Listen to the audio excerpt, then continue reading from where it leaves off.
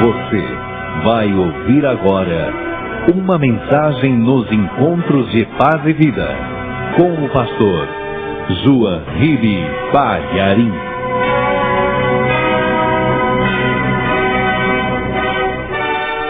Mateus 27:62. E no dia seguinte, que é o dia depois da preparação, reuniram-se os príncipes dos sacerdotes e os fariseus em casa de Pilatos, dizendo: Pilatos, lembramo-nos de que aquele enganador, vivendo ainda, disse: depois de 3 dias ressuscitarei. Manda, pois, que o sepulcro seja guardado com segurança até o 3º dia. Não se dê o caso que os seus discípulos vão de noite e o furtem e digam ao povo: ressuscitou dos mortos.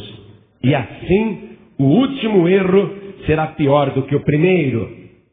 E disse-lhes Pilatos: tendes a guarda, ide, guardai-o como entenderdes. E, indo eles, seguraram o sepulcro com a guarda, selando a pedra. Confirmando este versículo final. E, indo eles, seguraram o sepulcro com a guarda, selando a pedra. Você crê que o que nós lemos é história verdadeira? Fato acontecido?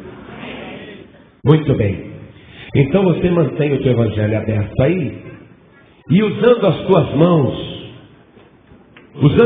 mãos, coloque a Bíblia sobre a poltrona, desocupe as mãos, vamos dar a melhor salva de palmas para Jesus. Meu amado, minha amada, eu não quero que você seja apresentador de igreja. Eu não quero que você seja mais um religioso na terra. Eu quero que você seja um adorador de Deus. Então aplaude a melhor salva de palmas que você puder dar. Enquanto você aplaude, dá glória a Deus. Adora a Deus em espírito e em verdade. Isso, mais ainda. Senhor Deus,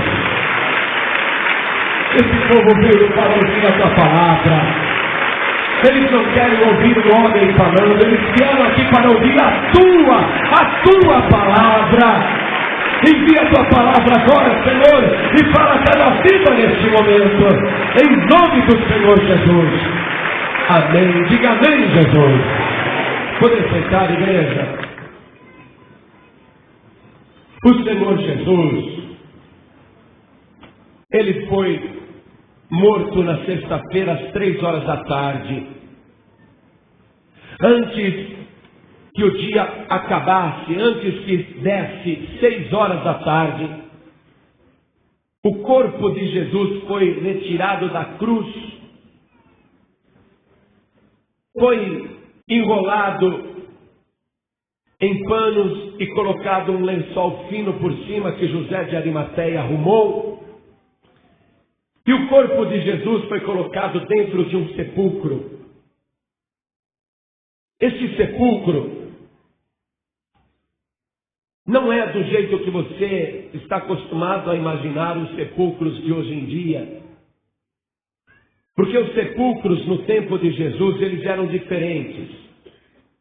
Eles eram uma gruta na rocha, na montanha, uma gruta que podia ser natural ou cavada. Se o dono da terra fosse rico, ele podia mandar cavar a montanha e ele fazia um sepulcro grande para a família dele. O sepulcro que era cavado na rocha ou feito pela natureza, uma gruta natural, ele era preparado para acomodar cadáveres. E eles faziam na entrada do sepulcro uma portinha pequena, um pouco menor do que a minha altura, e colocavam um trilho no chão, e nesse trilho eles traziam uma pedra enorme, redonda, da largura de um palmo, pesada, que era colocada aquela pedra em formato de roda, Ela era colocada no trilho e 2 homens empurravam a roda até cobrir a portinha do sepulcro na montanha. O Senhor Jesus, ele foi colocado num sepulcro desse jeito. Naquela época não se pegava terra para jogar em cima do cadáver. O defunto era embrulhado em panos, com ervas, com especiarias aromáticas e perfumado, muito perfumado, ungido, para ficar dentro daquela gruta. E as pessoas naquela época deixavam o cadáver dentro da gruta, deitado no chão, dentro da gruta, coberto pelo lençol. Então, quando morria alguém, os judeus tinham o costume de chorar muitos dias, de guardar o luto do falecido. E geralmente, logo na primeira semana, havia o hábito dos parentes irem na sepultura, retirar a pedra, levando perfume, para jogar em cima do cadáver que estava se decompondo. O perfume era levado também para aliviar o mau cheiro dentro da gruta, porque ninguém conseguiria ficar dentro daquela gruta fechada, sem ventilação, com um cadáver apodrecendo, em decomposição, e ninguém conseguiria respirar lá dentro.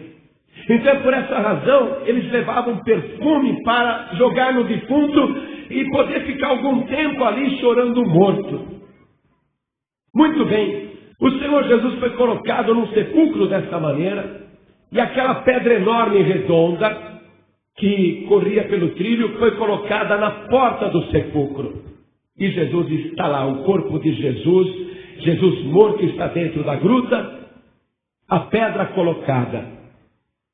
Mas os homens que mataram Jesus, que orquestraram aquele assassinato, os sacerdotes judeus e os fariseus, apesar de terem matado Jesus, eles não estavam contentes ainda.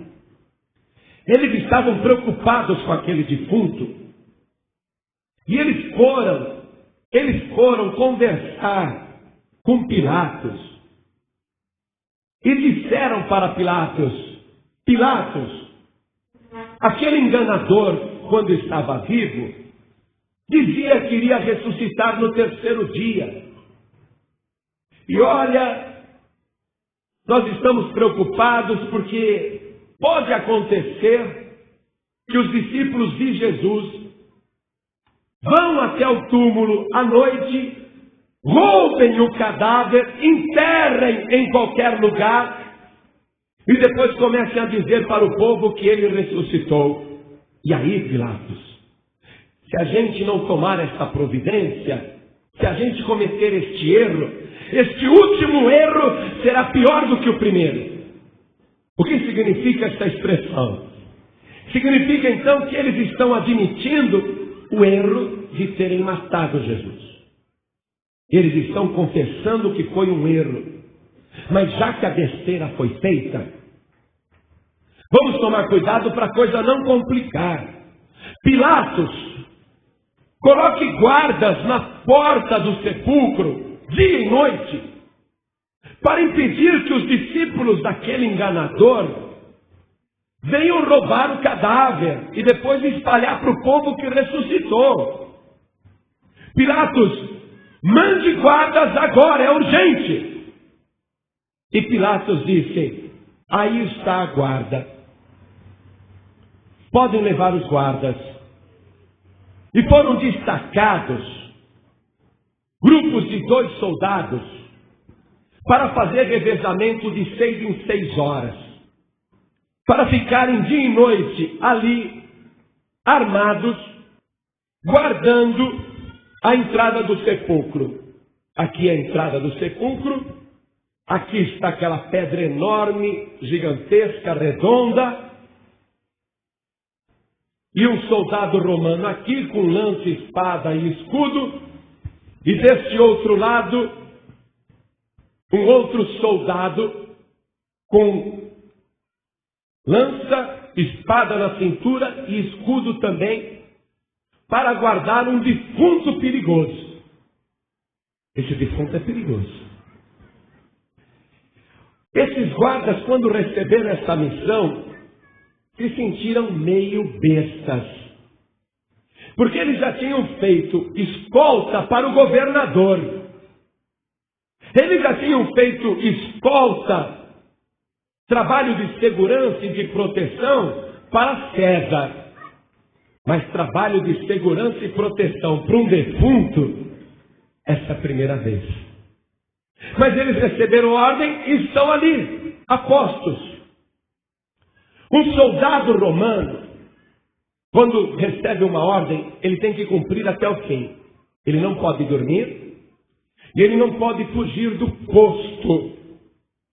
Eu li a história da destruição da cidade de Pompeia, que foi destruída por um vulcão que entrou em erupção. E aquela lama derretida, pegando fogo, veio sobre a cidade de Pompeia e cobriu toda a cidade de Pompeia. Os moradores morreram porque não tinham para onde fugir, se bem que todo mundo queria fugir. E quando os arqueólogos foram ver as ruínas de Pompeia, encontraram 2 soldados romanos de pé, totalmente cobertos por lama vulcânica, petrificados. O soldado romano, ele leva tão a sério a ordem de não sair do posto, que ele morre, mas não sai dali. Ele recebeu a ordem e não pode desrespeitar. Em Pompeia, a cidade foi destruída e os soldados romanos viram toda aquela lama incendiada vindo sobre eles e eles ficaram ali firmes. Eles foram cobertos pela erupção do vulcão, mas ficaram firmes ali. Foram pegos na posição de sentido, morreram na posição de sentido. Por aí você vê o senso de dever de um soldado romano, de cumprir a sua obrigação. E eles estão, tudo bem, é para guardar o defunto, é para proteger aqui, não deixar ninguém roubar o defunto, é para tomar conta do defunto. Então tudo bem, é ordem, vamos cumprir. E eles estão ali a postos. Eles não vão sair por nada. Nada vai fazer eles saírem dali. De noite a guarda é trocada. De noite tem um revezamento. Trabalho muito besta este. Guardar um defunto. Mas está sendo feito o trabalho, é ordem de Pilatos, é ordem do sumo sacerdote. Pilatos assinou embaixo, eles têm que cumprir, porque Pilatos é o governador e ele é rigoroso com a tropa. Ele é rigoroso com os seus subordinados. Não se pode brincar com Pilatos, ele não é de brincadeira. Os soldados estão cumprindo a ordem de Pilatos. Muito bem. Terça-feira eles já estavam lá. Sábado continuaram lá. Domingo de madrugada, antes do sol nascer, ainda escuro no jardim do horto, os 2 soldados estão na entrada do sepulcro. E sabe o que mais eles fizeram? Além de pôr aquela pedra enorme, como era costume, os sacerdotes judeus mandaram fazer argamassa, talvez com lama. Sabe quando pega a lama, faz aquele barro, aquela massa? E eles chumbaram com lama a pedra junto da montanha. Chumbaram. Eles colocaram aquela argamassa logo no primeiro dia, para que de maneira nenhuma alguém abrisse o sepulcro. Eles selaram, você leu no Evangelho, eles selaram a pedra. Selaram o sepulcro, a entrada do sepulcro. Tomaram todas as precauções possíveis de segurança. E o plantão está ali, sem parar. Domingo de madrugada, ainda escuro no jardim do horto, os soldados estão vigilantes a postos. E o céu daquele lugar não é poluído como o nosso. De noite você dá para contar as estrelas. É um céu bonito. Você vê tantas estrelas. E os soldados romanos são habituados a ver estrelas, porque em batalha eles se orientam pelas estrelas, eles sabem a localização dos países, nações e povoados através das estrelas, eles conhecem bastante a posição das estrelas, e de repente surge no céu uma estrela nova. E um soldado diz para o outro: olha uma estrela nova ali. É nova. E continuam de vigilância. Aí o outro soldado diz: interessante, aquela estrela, a luz dela está ficando maior. A impressão que me dá é que ela está caindo. Aí o outro diz: está brilhando mais que as outras, mas acho que não está caindo não. E eles continuam apostos no domingo de madrugada, e eles estão olhando o céu, porque não tem nada para fazer, guardar um defunto. E aquela estrela vem na direção deles e o brilho vai aumentando. E um comenta com o outro: você reparou que essa estrela está aumentando? Dá a impressão que ela está vindo na nossa direção. Aí o outro diz: eu já percebi isso. A impressão que dá é que ela está caindo. E está vindo rápido, hein? E o outro soldado diz: pois é, pelos meus cálculos, eu acho que ela vai cair na nossa cabeça. Se ela não mudar de direção, eu acho que ela vai cair aqui. E aí? E aí a gente vai morrer, porque nós não podemos sair daqui. E eles estão agora de olho nessa estrela que vai aumentando cada vez mais e vai chegando cada vez mais perto, aquele brilho, aquela luz. E o outro diz: está cada vez mais perto, eu acho que vai cair mesmo aqui. Eles estão preocupados com a queda daquela estrela. Mas que coisa, hein? Está vindo bem na nossa direção, vai cair bem na gente. E a luz vai aumentando, e eles estão apavorados, eles estão acreditando que a estrela vai bater em cima deles. Mas quando aquela estrela está para bater neles, quando está para chegar neles, a luz para. Ela para no ar, e eles ficam olhando, e eles percebem que não era uma estrela, mas era um anjo de Deus. E o Evangelho diz que o seu aspecto era como de um relâmpago, e as suas vestes eram resplandecentes, e brilhavam. A face dos soldados ficou iluminada. Então aquele anjo de aspecto magnífico, brilhando como um relâmpago, que ficou parado assim sobre eles, aquele anjo do alto, ele toca na pedra que estava na entrada do sepulcro. Quando ele toca na pedra, os dois soldados ficaram paralisados como mortos. O Evangelho diz que eles ficaram paralisados como mortos. Eles viram o anjo tocar na pedra, e a pedra estremeceu, todo aquele reboque, toda aquela argamassa começou a cair. Os soldados viam que caía, porque caía perto do pé deles. E aquela pedra enorme, pesada, gigantesca, sem que ninguém a empurrasse, ela se moveu sozinho, como se fosse um portão automático. Ela foi saindo da frente do sepulcro, ela foi ficando para o lado. E os soldados estão petrificados, congelados de medo. Parece filme de terror, né? Parece filme de terror. A porta sai, ela se mexendo sozinho. Eles estão apavorados. Quando a pedra sai de frente, há um terremoto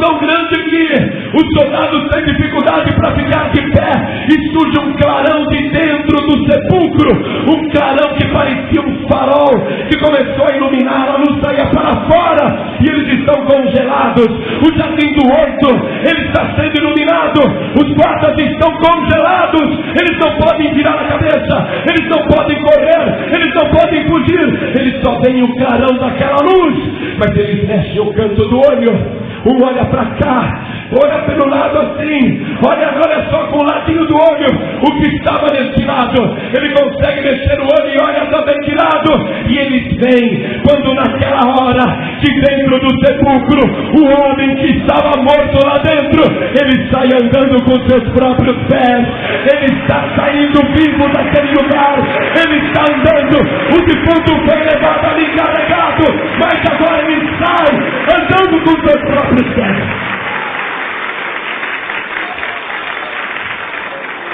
Eu quero te falar antes do terremoto. Quando Jesus morreu, nós não lemos sexta-feira que houve um terremoto. Um terremoto lá no Monte Calvário, que todo mundo ficou com medo. Mas parecia um protesto da terra. A terra que surgiu do nada, que foi criada por ele, sem ele nada do que foi feito se fez. Quando ele morreu, quando ele entregou o seu espírito nas mãos do Pai, deu aquele brado, a terra estremeceu, teve aquele terremoto. Era como se a terra protestasse. É como se a terra gritasse naquele terremoto quando Jesus foi morto, quando ele tombou a cabeça. Aquele terremoto é como se a terra dissesse: não, não! E tudo estremeceu porque Jesus estava morrendo. Um grande terremoto quando ele morreu, mas agora o terremoto é maior, porque Jesus Cristo está ressuscitando. É como se a terra estivesse se regozijando, é como se a terra estava dizendo: glória a Deus, Ele está vivo, glória a Deus, Ele está de pé.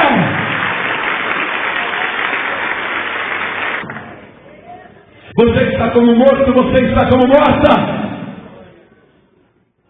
Você está trancado numa prisão, numa sepultura, e você está me ouvindo, você está ligado naquele acontecimento, e você não está nem se lembrando dos seus problemas, para Deus levantar a sua vida. Eu quero dizer, o anjo de Deus já foi enviado do céu, ele já tocou na pedra, na barreira que estava na tua frente, e a pedra já está sendo removida, e o poder de Deus já está operando. Você crê? Amém? Os soldados, dá para perceber, eles saíram correndo. E é lógico que apavorados. Por que apavorados? Porque, uma coisa tétrica, você já está no cemitério de noite. Vem um anjo. A pedra se mexe sozinha. O defunto sai de lá de dentro. Você não dava no pé? Você não saía correndo? Pelo amor de Deus, misericórdia. Principalmente porque aqueles soldados haviam torturado o Senhor Jesus. Tinham escarrado no rosto dele. Tinham dado murros na cabeça dele enquanto ele estava com o capuz, sem ver ninguém. O que passou na cabeça desses soldados? Ele vai matar a gente, ele vai se vingar agora. Eles deram no pé. Eu tenho certeza que deu uma desinteria nesses soldados, uma dor de barriga, o intestino deve ter soltado, eles devem ter se borrado todo. Mas quem é que não se borrava? Quem é que aguenta ver um negócio desse e ficar na sua? Quem é que vê um negócio desse e não se descontrola? Mas eles não estão nem aí, eles saíram correndo apavorados. Você sabe por que Deus escolheu Jesus para morrer na cruz? E Ele não escolheu nem eu nem você. Ele escolheu Jesus porque Jesus é o mais manso, mais humilde. A personalidade de Jesus não tem rancor nem ódio. Quando ele estava morrendo na cruz do Calvário, todo mundo tirando o maior sarro dele, zombando dele, e ele ainda fala: Pai, perdoa-lhes, porque não sabem o que fazem.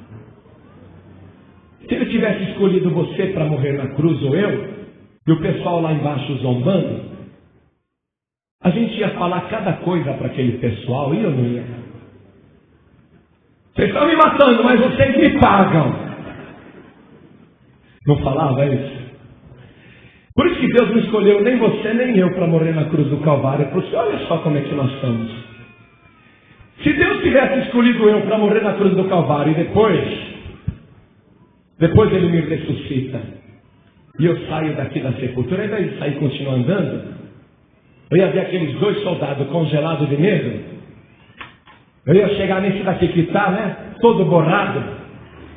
Eu ia pegar ele pelo colarinho e erguer assim, bem no alto. Ia falar, vai, cospe na minha cara agora. Pelo menos um susto você ia dar, não ia? Você não ia dar pelo menos um susto? Pegava esse outro aqui, vai.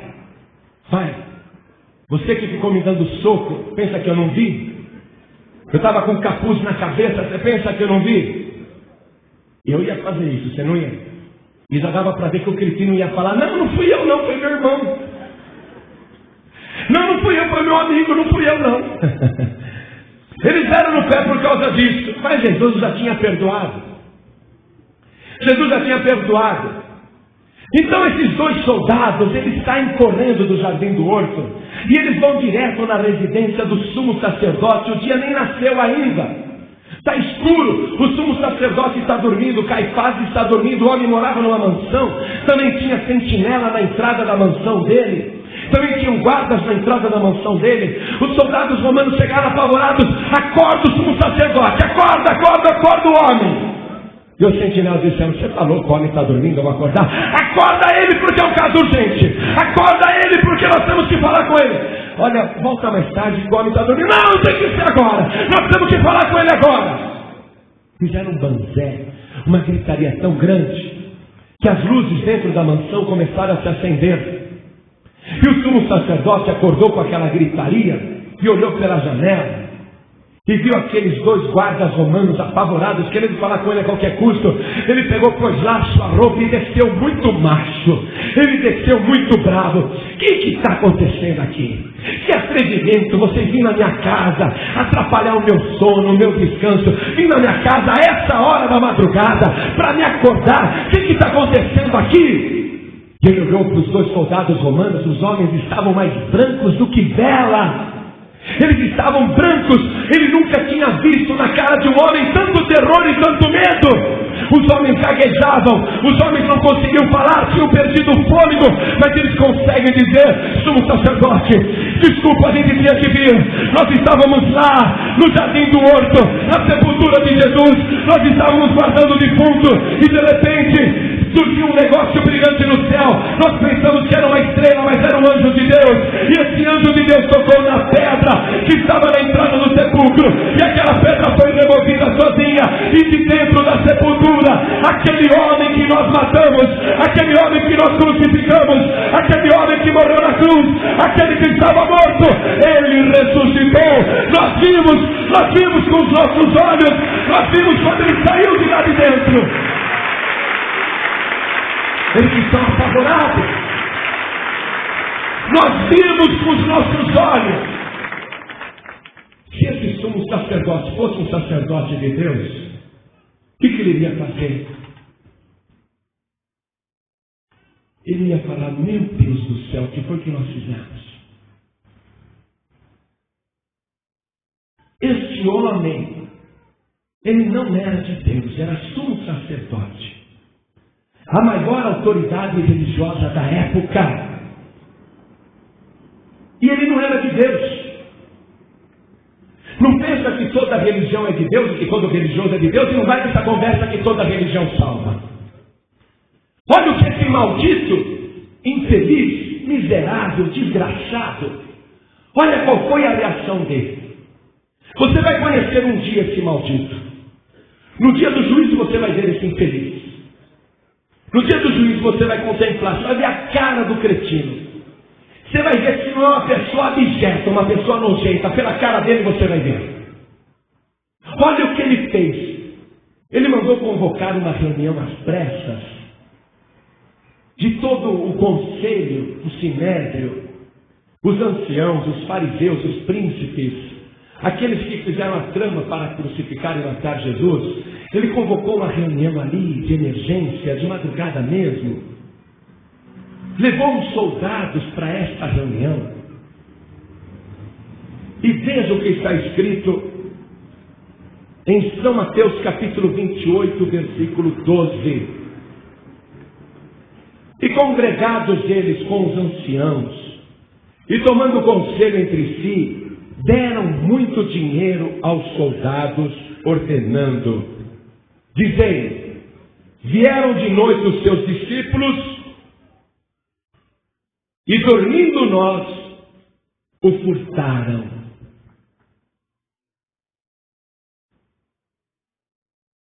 O que você está vendo aqui? Eles ensinando, primeiro, uma mentira. Ele era sacerdote de uma lei que dizia: não darás falso testemunho. Não pagarás testemunhas falsas. O sumo sacerdote, ele está instruindo uma falsa testemunha.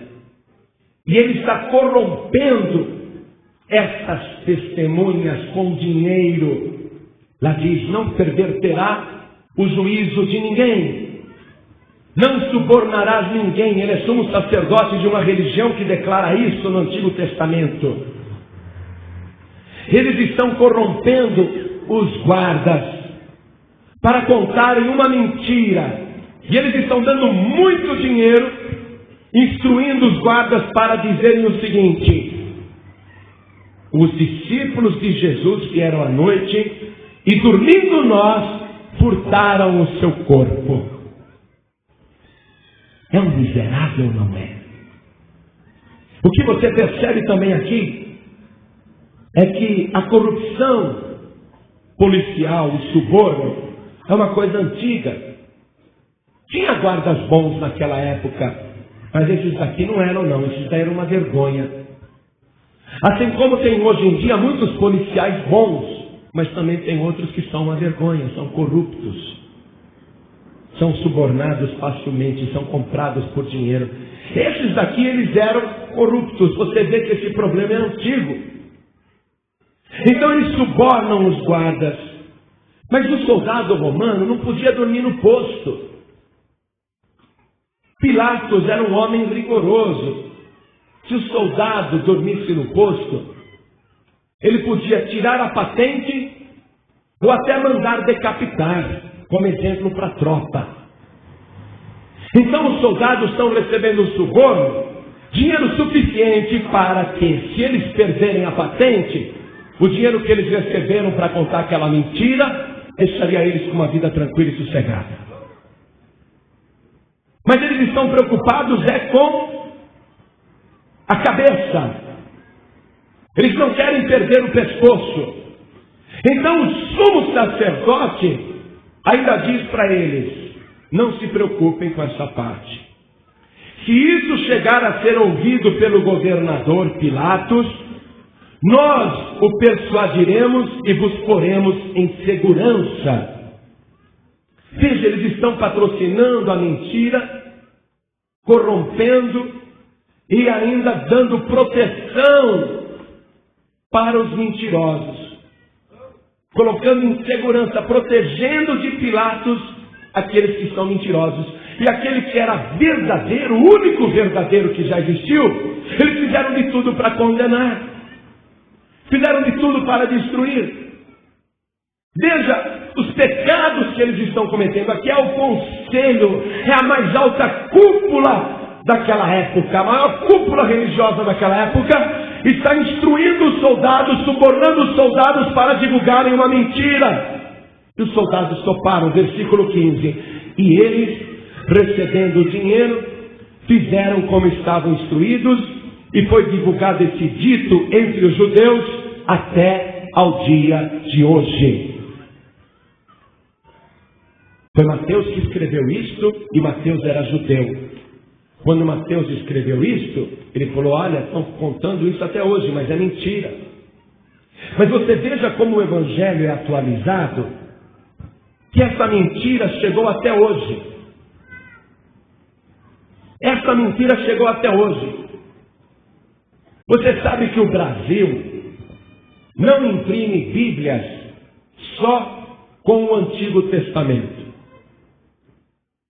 No Brasil, tanto as edições paulinas como a Sociedade Bíblica do Brasil imprimem somente a Bíblia completa, Antigo e Novo Testamento, ou só o Novo Testamento. Não imprimem somente o Antigo Testamento. No Brasil não tem edição da Bíblia em língua portuguesa só com o Antigo Testamento. Porque o Antigo Testamento é dos judeus. Então, no Brasil, as escolas judaicas,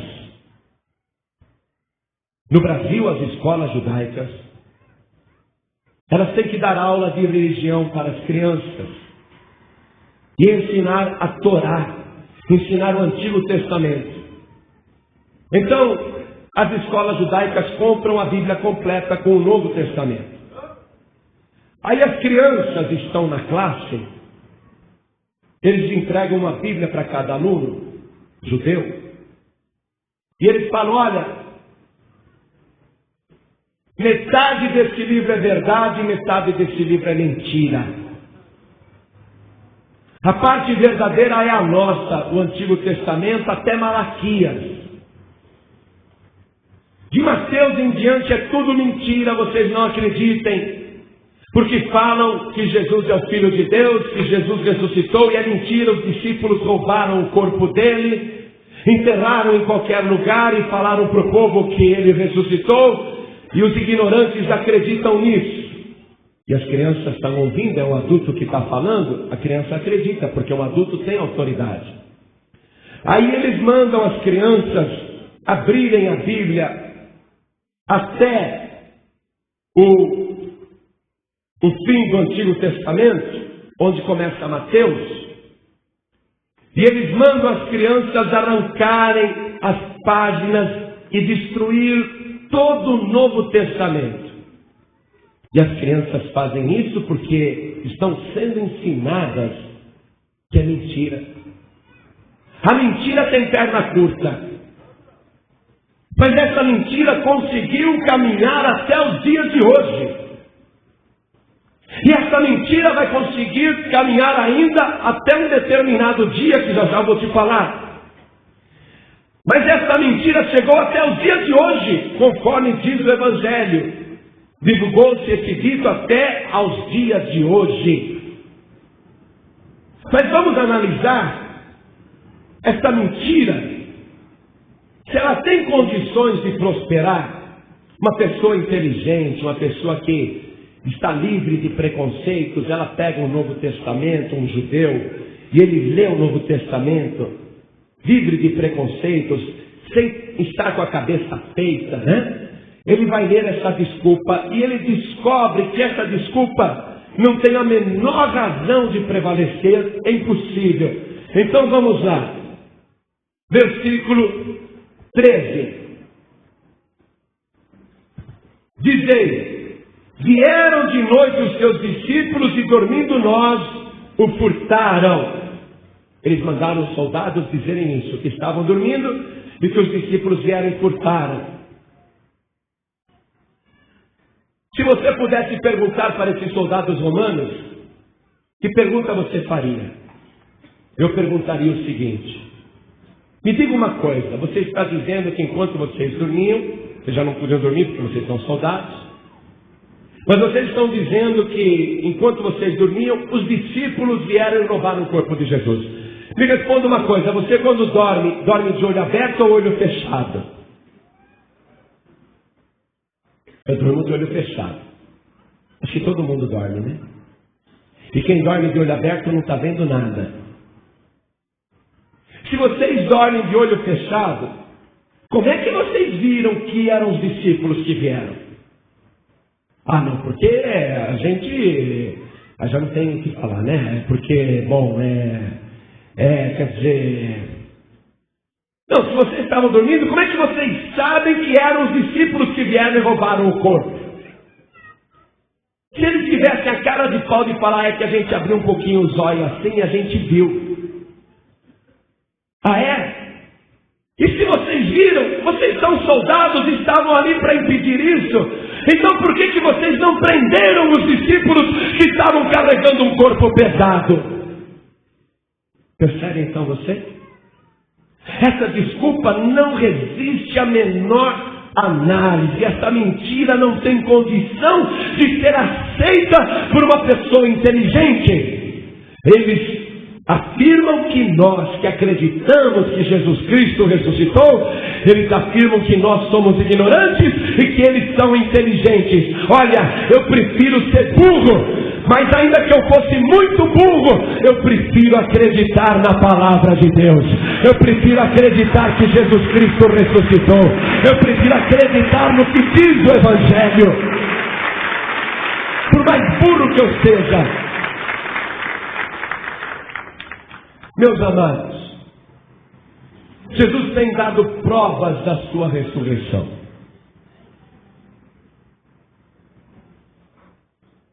Um homem que está vindo com o seu carro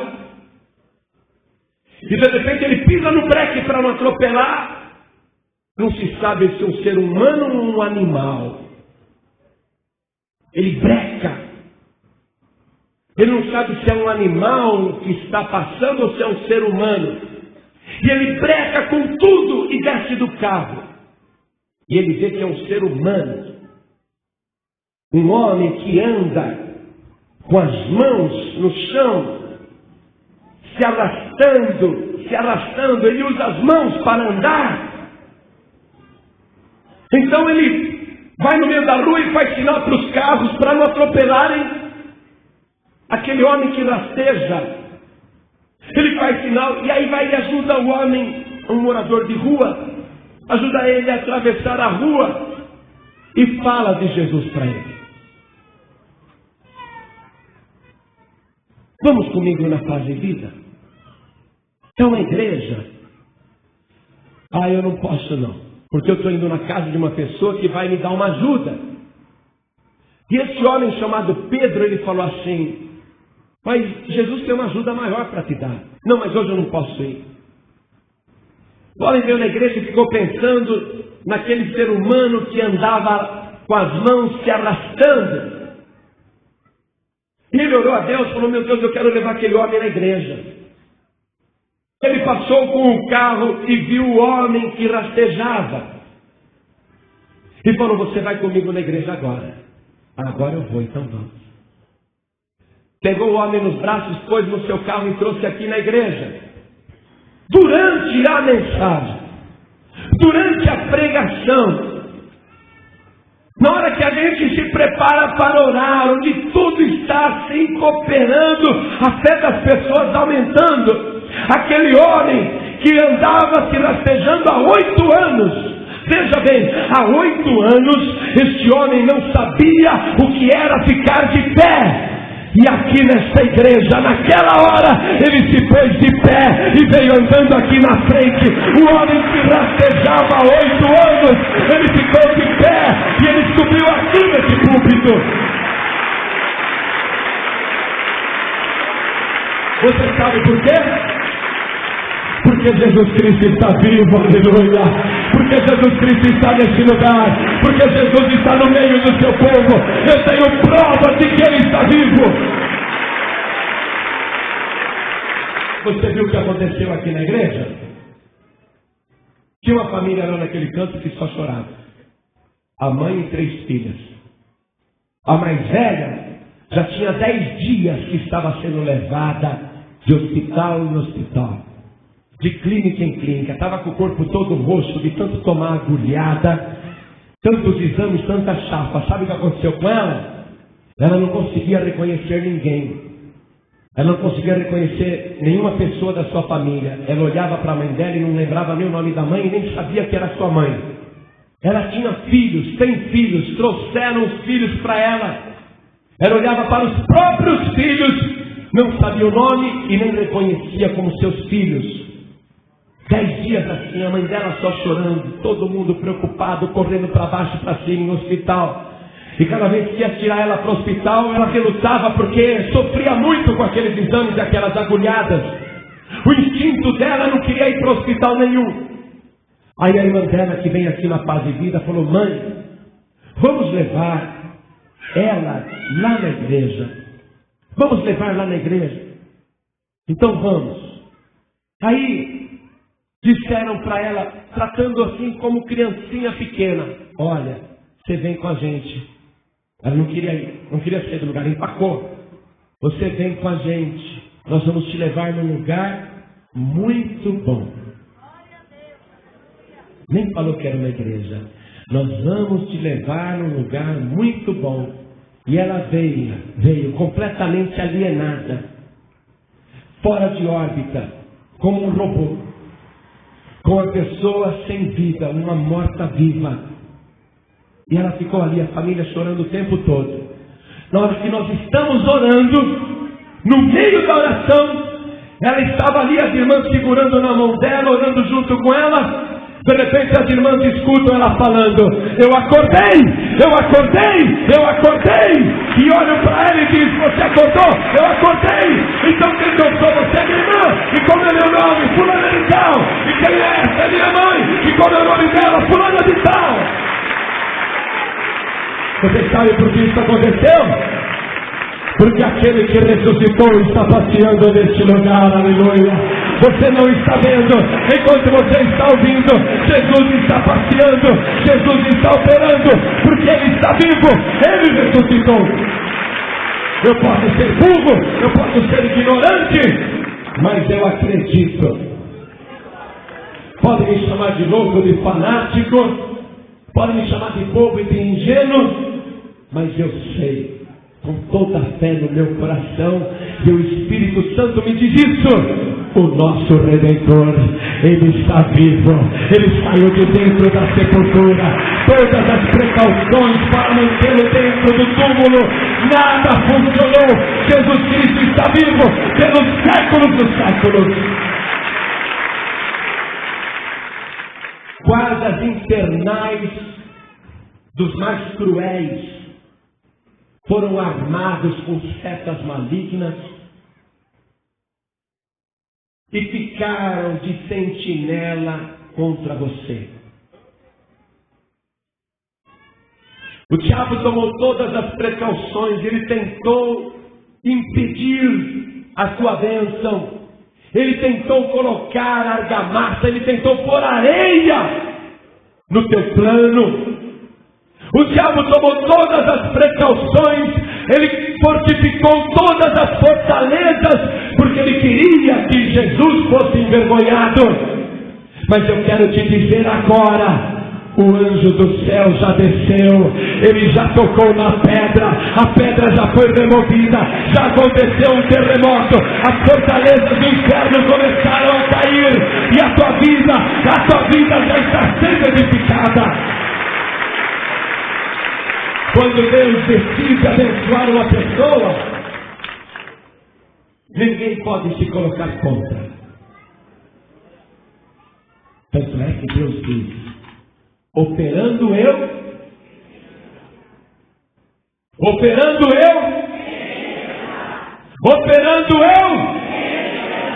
Então diga: Satanás, você está derrotado, porque aquele que ressuscitou e tem a chave da morte e do inferno, Ele está comigo, e Ele está agora levantando a minha vida, aleluia. Declare isso: Ele está levantando a minha vida. Declare com fé: Ele está levantando a minha vida. Depois de ressuscitado, Jesus fez a seguinte declaração: é-me dado todo o poder no céu e na terra. Agora você vai ter uma visão que o Espírito Santo me deu para te passar. Você tem que se ver no sepulcro com o Senhor Jesus. Você tem que se ver aprisionado naquela sepultura fria e escura, geladíssima. Você tem que se ver ali. Você está dentro da sepultura. Você tem que ver pela fé que enquanto você estava aqui, enquanto você estava preso nessa sepultura, o céu se moveu por tua causa, e o anjo de Deus foi enviado, e todo o mal preparado contra a tua vida ficou paralisado. E o anjo de Deus tocou na pedra, naquilo que tentava impedir você de receber a bênção da edificação da tua vida. E pelo poder de Deus, pelo poder extraordinário de Deus, a pedra foi removida e a tua vida foi levantada. Você que estava caído, considerado como morto, liquidado, você está tendo agora a maior vitória de toda a sua vida. Você tem que crer nisso agora. Você tem que tomar posse dessa visão. Não tem mais obstáculos. Você tem que sair daí de dentro, porque Jesus ressuscitou e não ficou dentro da sepultura. Na hora do milagre da ressurreição, ele já saiu para fora. Você não pode ficar aí dentro. Você tem que sair para fora. E você tem que sair para fora, para vir aqui e receber a bênção de Deus e tomar posse daquela declaração que vai mudar a sua vida para sempre. Você vai dar um passo agora. Todos que estão aqui, todos, não é um ou outro não. Todos que estão aqui vão dar um passo. Um só. E depois mais um. E você vai caminhar pela fé e pelo poder de Deus. Você vai sair agora de dentro dessa prisão que Satanás tentou confinar a tua vida. E eu quero que você venha aqui para frente agora, com essa visão. Você está saindo de dentro do sepulcro que os homens prepararam para você. Pode subir até aqui em cima do púlpito para caber todo mundo. O homem que rastejava há 8 anos, ele subiu também nesse púlpito hoje, porque nós estamos servindo o Deus que edifica, o Deus que levanta. E você está saindo da prisão que Satanás tinha preparado para que você ficasse até o fim dos seus dias. Subam mais aqui em cima, subam mais. Eu quero que caiba todo mundo aqui na frente. Eu quero todos vocês aqui no altar. Eu quero todos vocês aqui perto de mim. Eu quero todos vocês saindo para fora. Jesus ressuscitou e não ficou dentro da sepultura. Ele saiu para fora e ele fez a maior declaração da sua vida. Você vai fazer essa mesma declaração. Venha mais. Suba mais gente aqui. Vai mais profundo, por favor, para caber mais gente. Vai mais profundo para caber mais gente. A multidão é muito grande, nós temos que acomodar todo mundo, porque ninguém pode ficar sem receber a bênção. Você está tomando posse dessa visão. Você está saindo para fora dessa vida de miséria, para fora dessa vida vazia, para fora dessa vida solitária, para fora dessa vida de sofrimento, para fora dessa vida de chagas e doenças. Saia para fora agora. Saia para fora desta vida de derrota. Ninguém pode te destruir, ninguém pode te liquidar. Você tem a bênção de Deus. Venha, venha mais, venha mais. Venham todos, dê um jeito de caber todo mundo aqui. Suba mais gente, suba mais. Venham pelas laterais também. Venham por todas as laterais. Chega o mais perto que você puder. Chega o mais perto que você puder. O poder de Deus está sobre você agora. Você acabou de ouvir uma mensagem nos Encontros de Paz e Vida, com o pastor João Ribe Palharim. Participe você também dos Encontros de Paz e Vida, às 8 horas da manhã, às 3h da tarde e às 7h da noite. Comunidade Cristã Paz e Vida, lugar de gente feliz.